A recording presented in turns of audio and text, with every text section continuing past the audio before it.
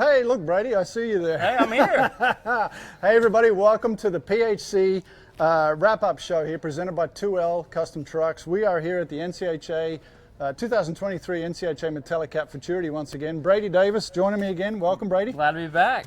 Well, listen, it's been another crazy futurity. I mean, Yep. It's finally here, and I can't believe the first go-round's already over. We've seen some dreams getting possibly realized or still being dreams. We've seen some dreams shattered. Yep. There's always a lot of highs and lows from this show, and you can see the faces as they walk into the exhibition hall sometimes. Absolutely. You're working your horse, it's July, and you're feeling like, man, we're doing just fine. We got plenty of time. The next thing you know, you're riding to the herd. Yeah. It's here. It creeps up on you. But, you know, all the work you put in, a lot of expectations. There's a lot of people get let down, but a lot of history made. Well, there is, and that's one thing about the Futurity. It is full of history. I mean, it goes back to 1962. They've been doing this for a while here. And, Long time. Yeah, and it's great. We're seeing some really good horses. Now, one of the things that's been kind of a hot topic here, the first set was unbelievable. The cows, I mean, as good as you'd want them. Yep. That first day overall was really good as far as the cattle went. Then we saw some changes. Cows got a little tougher. I thought, by the way the weather was, it'd be okay, but the last 2 or 3 days have been a little tough.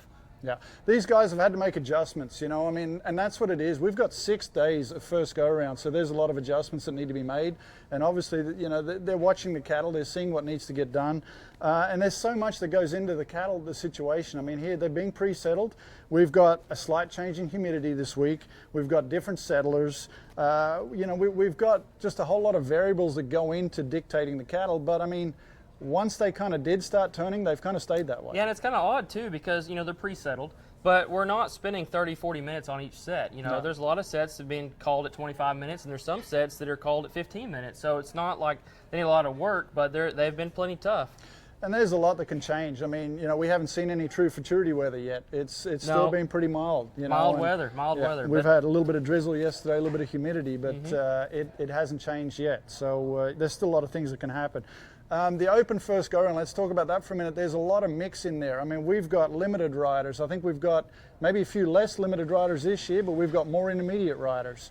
We're seeing non-pros and amateurs showing. Yeah, which is great. You know, we need to mix up a little bit, but I think that everybody's doing a good job. Our knowledge on training horses has gotten a lot better. You know, you've seen some non-pros top the leaderboards. Yeah, and I mean, there's so much depth there with these horses. Yes. You know, another exciting thing about the Futurity is getting to see these rookie sires coming here, their first foal crops. Yes, and if you're Billy Wolf, you'd be plenty pleased. You're topping the go-around with a 225, but, I mean, you got Gotcha looking good, Mr. Joe Colgrove. Yeah. Cool and hot. I mean, so Rolls-Royce has got 39 in here this year, really well represented. See, I got you covered, 23 entries.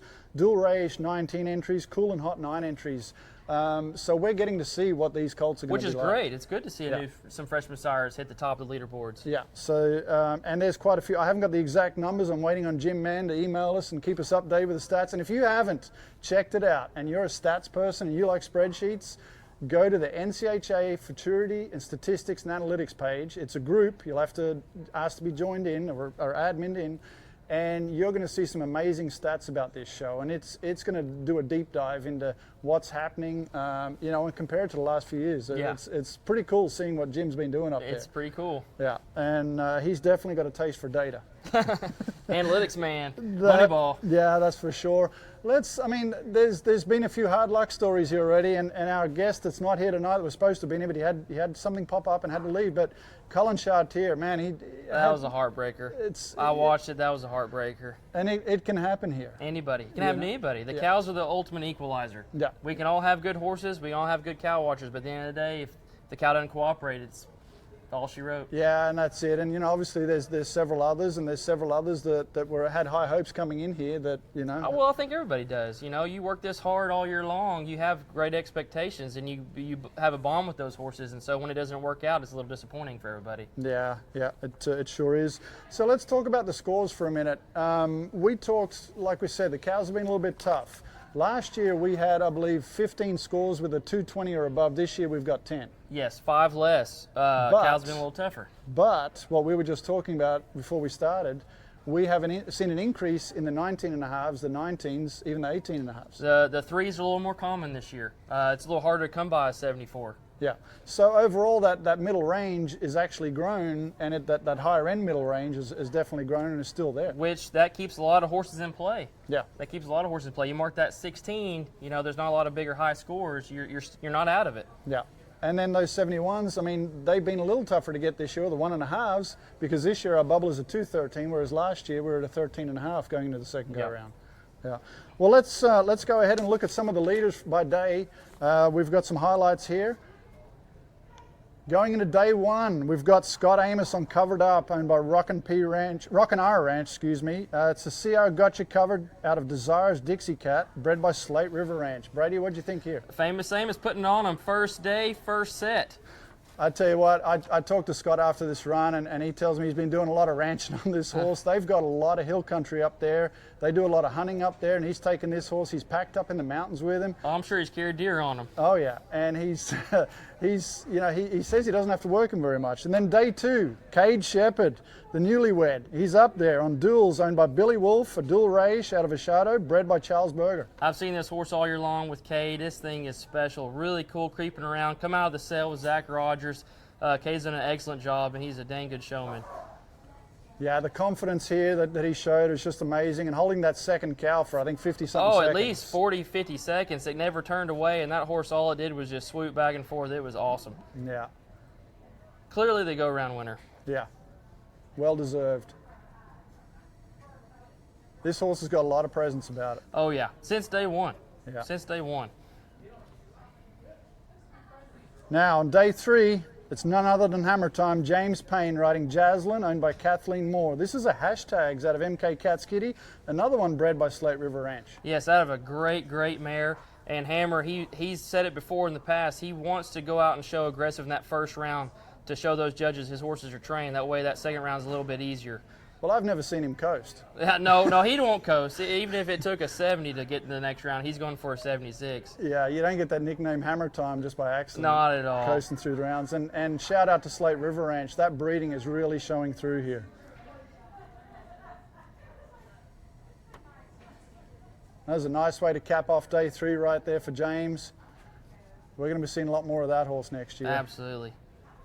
Day 4. Well, this was quite interesting. Michael Cooper came down on LBR Hickapoo, owned by Charles Berger and bred by Charles Berger. It's a metallic rebel out of Fancy Ray.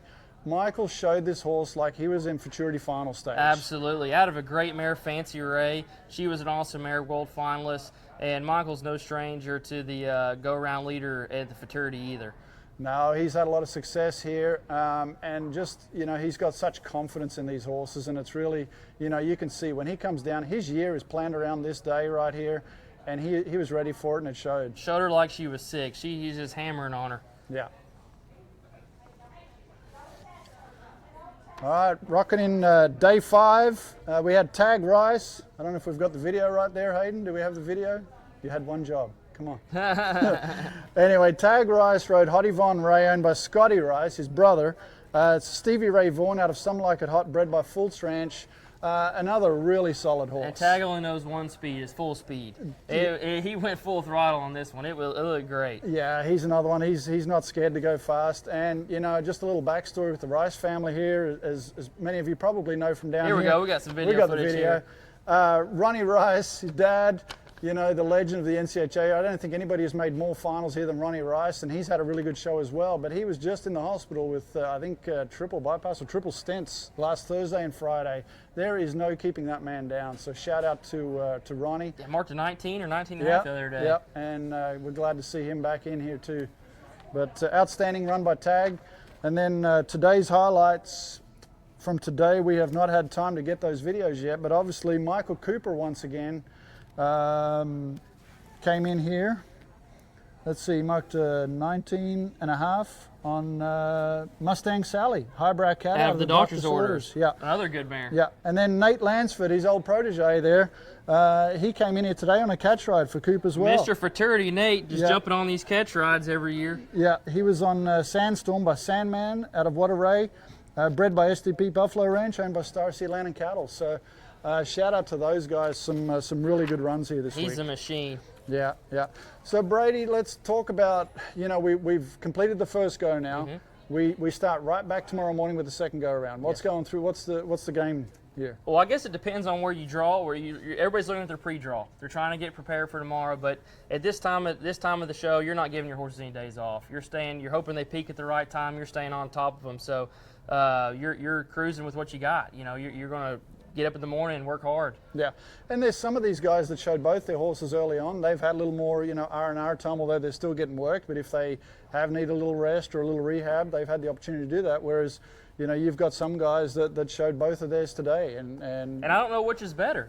Sometimes your horse might need that break, but if you're on a roll and your horse feels good, it might be good to come back the next day or 2 days later. Yeah, no, that's one of the things.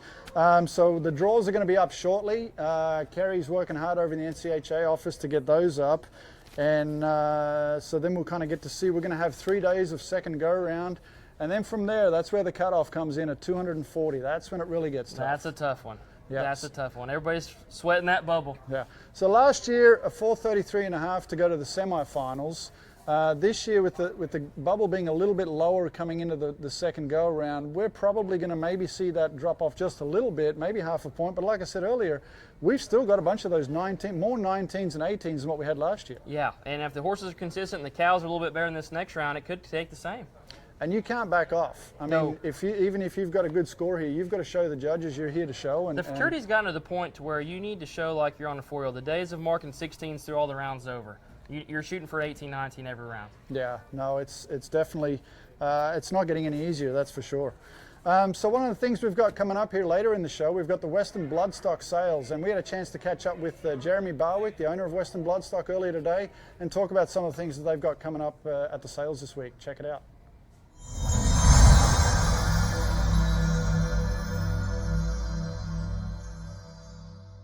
Hi everybody, Mark Michaels here, and we're at the Western Bloodstock booth here with Jeremy Barwick. Jeremy, welcome. Thank you, Mark. Well, we're back again here. It's another year of NCHA Futurity sales, and it's always a busy time here at the booth. Tell us a little bit about what you've got coming up at the sales. So we'll start December 4th, and we'll start the 4th and the 5th will be 2-year-olds. We've got about 280 head of those.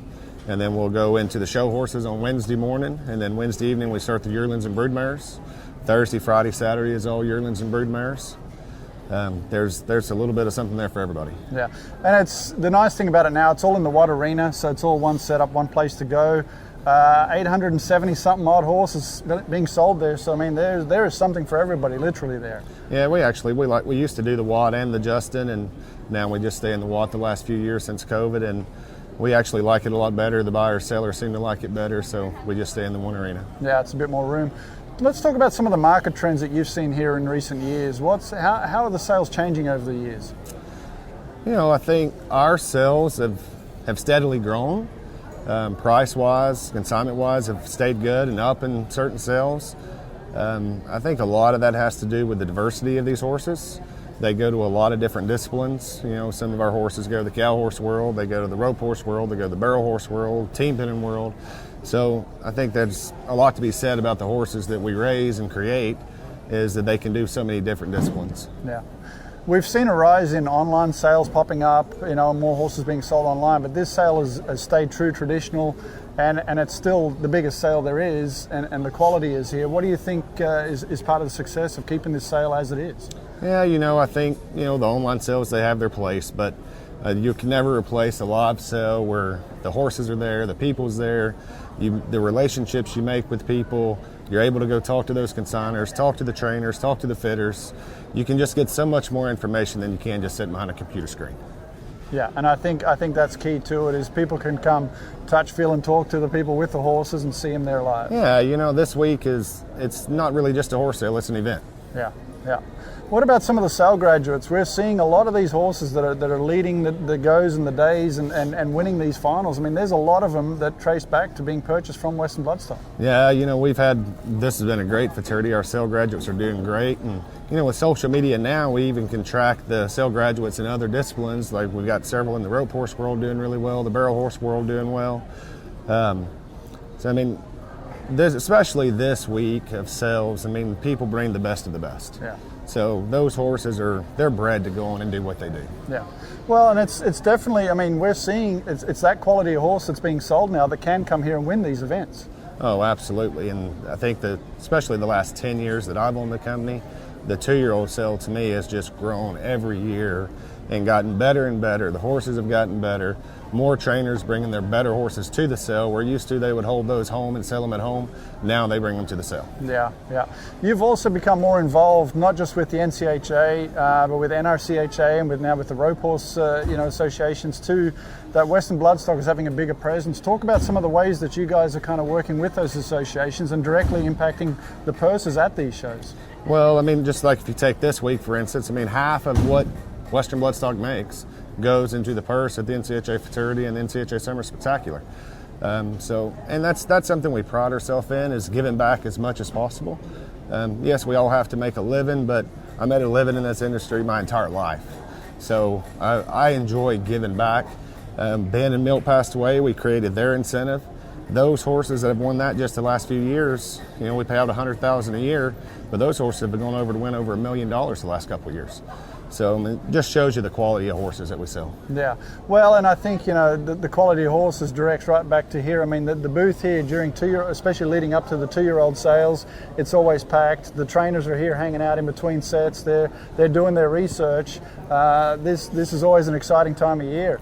Tell people how can they find out more about the upcoming sales? Well, you can go to our website, westernbloodstock.com, or you can go on the App Store and download our app, and everything's on the app also. Come by the booth here, give us a call. We can help you any way we can, we'll do it. All right, well, that sounds good. And don't forget about the Wrap Ranch pre-work out there. We're going to be previewing a lot of the 2-year-olds there that'll be selling at the sale. And that's going to be out at the Wrap Ranch in Weatherford, Texas, November 30th and December 1st. So be sure to put that on your calendar too. Jeremy, thanks, and wish you all the best. Thanks a lot. All right, appreciate it. Yep.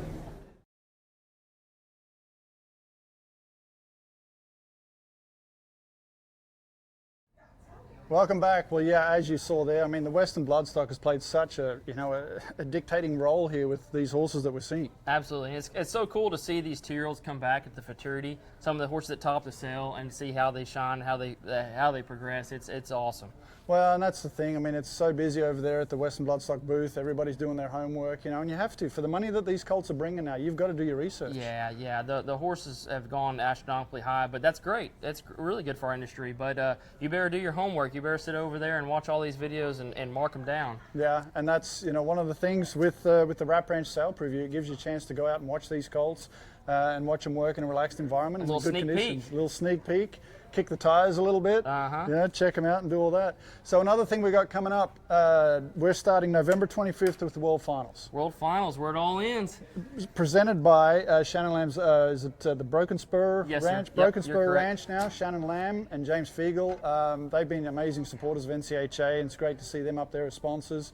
Boy, that deal at World Finals, it is always so much fun. If you go to any of those weekend shows at the end of the year, I mean, it gets intense. Some of the best horses in the country battling it out, and usually it comes down to a few runs at the end of the year too. It's crazy, all the runs you make, and it comes down to the last couple. Yeah, I've been on both ends of that, and it just depends on which end you're on, whether it's a fun time or just a focus on next year. It's crazy to see people squeak in on the last day, but you're always rooting for the underdog. It's awesome. Yeah, I'm one of the ones. I mean, an old favorite, Walt Irwin. I watched Walt, him. Big Walt. I was doing the video out there at Outback Cutting, and I mean, it was the atmosphere out there was like it was the World Finals. Had to win night. to get in, and he pulled it off. The 151. I mean, and he did lay down a run. Now, I mean, that was amazing. Some of the other races, looks like Jamie Snyder's got the Open wrapped up. Open's wrapped up at that 25. It's close. Yeah, counting hot checks, he's done, and then Tracy Burgess and non-pro's got a pretty commanding lead there. Looks like she's pretty comfortable, and like you said, those novices they were pretty close. That 25. It's with the one where you said pennies, yeah, dollars, pennies and cents? dollars and cents. That's what it's going to come down to.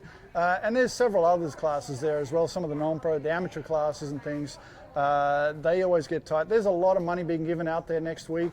And the thing is, this year, new thing, and I don't know all the details, so forgive me, but I know that Elizabeth Brombaugh has been instrumental in helping raise money with a lot of people that have helped her do it. Yes, she's been very instrumental in that. She's worked hard all year to raise more money for the Open and On-Pro this year. Yeah, and I believe it's $75,000 that's going into a team format, and she's going to come out and give more details on that. But there's going to be a team format in that. It's going to be a whole new way to cheer on not just your favorite riders, but also your favorite teams now. Absolutely. It's going to be great. And that's going to start with the first rounds of the Open and the Non-Pro on November 25th, and then the next day will be the second round. Then I believe they go into some of the other classes. right up through December 2nd is when that all wraps up with the final rounds there. So you want to get over in the Watt. It's going to be loud. It's going to be crazy. It's going to be a lot of fun. Always is. There will be some loud music played too. It's a good time. It's a good time. If you're not a fan of cutting, you need to come to that because it'll dang sure change your mind. So there's lots of things happening. Check out NCHAcutting.com for other events. I know the NCHA Foundation is doing a lot of different things. One thing we haven't mentioned yet, let's talk about the limited and intermediate riders. Let's start with our intermediate riders. Ascension marking a 221.5 on Star Spangled, a metallic cat out of Electrifying Royalty. Lay down and run. Like you said earlier, the Futurity is no stranger to him. No, he always seems to come, he always seems to show up here and do good, and it's fun. He's a fun guy to be around. He's the most relaxed guy. I don't think I've ever seen him stressed. Doesn't show much all year, and he just shows up the Futurity and just wins around, no big deal. Yeah, and then in the limited, we had a tie in there with a pair of 219s. Yeah, we had Case in York and Eric Fiera. Case in York riding SJR, Gina Ray Vaughn, Steve Ray Vaughn. Well, we had two Stevies at the top, move Vaughn over with Eric Fiera, both laying down 219s. Yeah. I was talking to Monty and Kenny. They were sitting here in the couch in the PHC lounge a little earlier, and Monty was saying, he said Eric's going out on his own, so this is a great time for him to go do good. The first of the year, Eric's going to be starting his own program. He's been with Monty for 10 years, and Monty said the first 5 years were for Monty, and Monty said the last 5 years have been for him, so I think it's been a pretty even match out there. And if you've been around Eric, you've seen he's a class act. So if you're looking for a trainer out there on the West Coast, I'd definitely great guy. look him Eric's up. A great guy. He knows how to win. He's been around the horses, he's been around the people, and he does a great job. So it's going to be fun. Well, Brady, I think we're going to wrap it up there. It's just I'm excited. I can't wait till tomorrow and watch these horses and see how the cream is going to rise to the top in this one. About 12 hours away from finding out. It's not too long. And shout out to NCHA. This schedule so far here this week. Oh, man, I've been getting back to the camp around 6:30 every afternoon. It's been fantastic. Being able to recoup and rest up. And I think everybody's in great spirits, which you should be. It's Futurity. It's the best show of the year. Yeah, no, it is. It's great. It's a fun time. We're seeing people we don't get to see all year. And like I said, 7 sets. We've been getting out of here at 5:36 every evening. We had one 8-set day, and we're going to see some more of those. But overall, it's gone smooth. It's a great schedule. The cattle, they are what they are, but the settling has been, on schedule, and everything is going smooth. And shout out to all the NCHA staff doing a great job keeping this thing flowing. And we're going to try to come back here after the second go round and recap all the results from that. So be sure to tune in. CHC live scoring, keep up with all the results and standings. And thanks to 2L Trucks and Trailers, or 2L Custom Trucks, for all they do for the industry and for us here at Performance Horse Central and presenting this wrap-up show. Thank you. Brady, all the best. It's awesome.